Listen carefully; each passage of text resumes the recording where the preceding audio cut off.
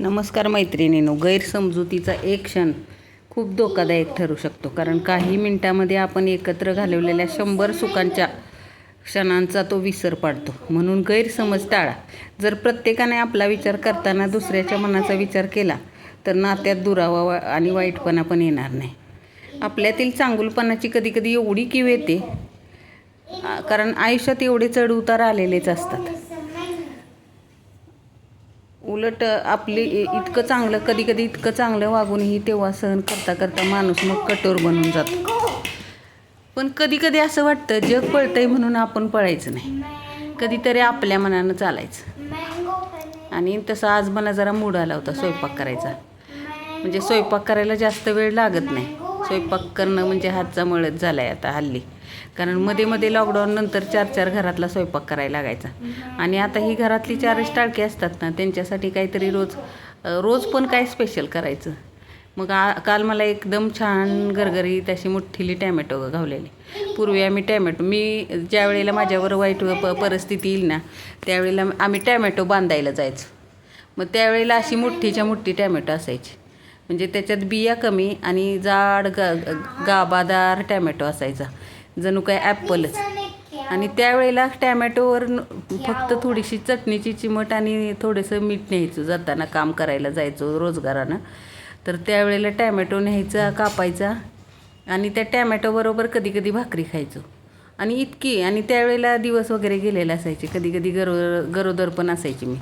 ज्या वेळेला रानात काम करायची ना, मग कधीतरी माझ्यावर अशी वेळ यायची की खर्चाला पैसे नसायचे. स्वतःच्या खर्चाला पैसे कुठले आणायचे. मग त्यासाठी मी आईकडे असले तरी घरात कधी बसून राहायचे नाही. आणि मग टॅमॅटो बांधायचा एक कार्यक्रम असायचा रानात. ते टॅमॅटो बांधण्यासाठी आम्ही जायचो आणि त्याची आठवण झाली मला. पण आता इतका मसाला घालून पण मग लोकांना नाही का सुकानं बसलेला असतो घरात, सावलीत बसल्यावर मग ते तशी भूक लागत नाही. मग एक वेळ आपल्याला मीठ नुसतं टाकून पण टॅमॅटोबरोबर भाकरी चांगली लागत होती.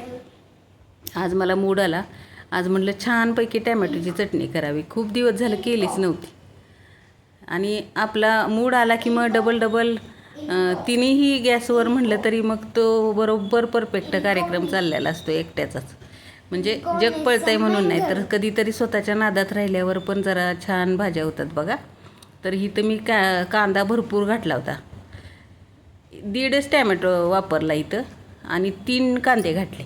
आणि कांदा चांगला तांबूस होईपर्यंत भरपूर तेल टाकून भाजून घेतलं.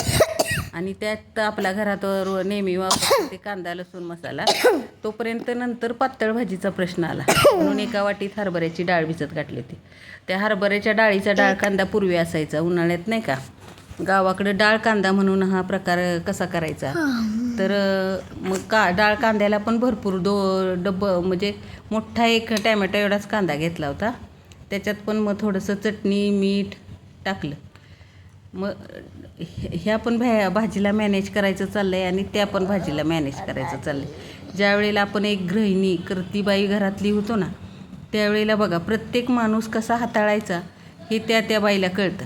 आणि मग गॅस जवळ आल्यावर पण प्रत्येक भाजीला कसं हाताळायचं ते कळतं. तोपर्यंत मी इकडं पण कांदा भाजत घातला होता, तिकडं पण कांदा भाजत घातला होता. आणि मग बारीक एकदम चिरलेला टॅमॅटो परतून आज इतकी मनपसंत भाजी केलेली, छानच झाली.